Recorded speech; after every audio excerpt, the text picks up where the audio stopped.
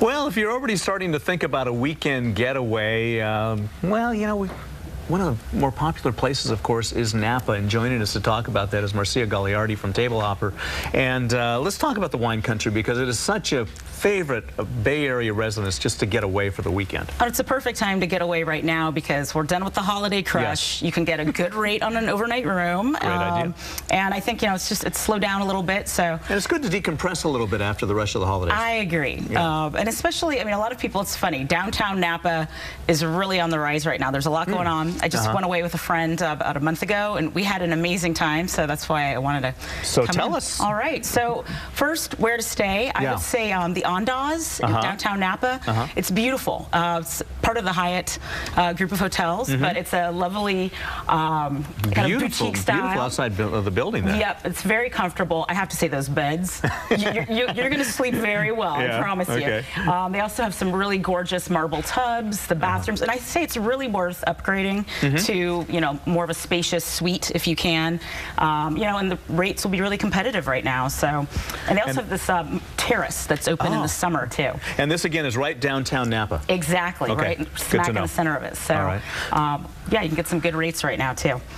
And so then what you could do is, you know, drive on up, ditch your bags, and then head on out for dinner. Of course. And so there's the new restaurant Torque, which is in the former Ubuntu. Oh, okay. And it's a beautiful, beautiful space. Absolutely gorgeous restaurant. This also downtown. Correct. Yeah. You could easily walk there from the hotel. And the chef owner is Sean O'Toole, and it's his first restaurant, solo restaurant. And what I love is that the food really has kind of this international perspective. So you might start with some appetizers, they're pakoras, you know, Indian in style, but then you'll move to maybe a more traditional French artichoke soup. And the dish not to miss is their chicken. It's this gorgeous roasted chicken, and he does a farce underneath the skin with brioche and all these spices, and it's phenomenal.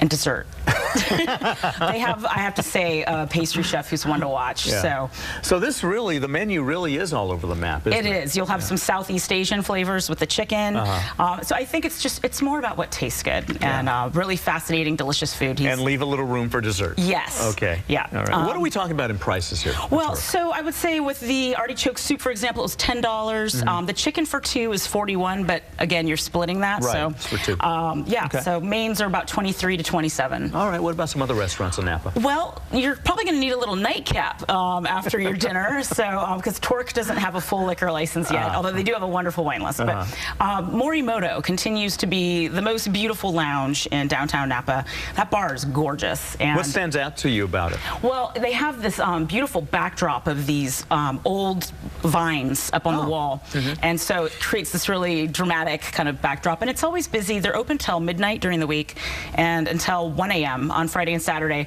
So it's kind of hard to find places open, you know, that late downtown. And beautiful cocktails. I guess I say go for the specialty cocktails. They're a little more interesting. Or you can just get a good scotch. Oh, there you go.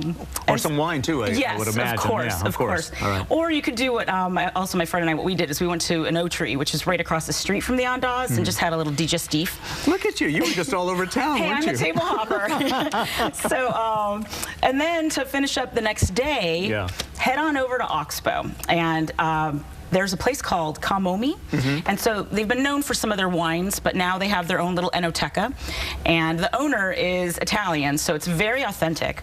But what I love is he has dishes from all over. So you have, you know, Roman dishes. He's from the Veneto. A Roman dish? Oh, yeah, the oxtail rigatoni. They're phenomenal. And then you can taste their wines. I say start with the Rosa Frizzante. Their pizzas are delicious. He's certified by the Neapolitan Pizza Association, so you can get a really great margarita or a nice breakfast pizza too. Wow, a breakfast pizza. That sounds great. You really had a good time. Oh yeah, I was all over it.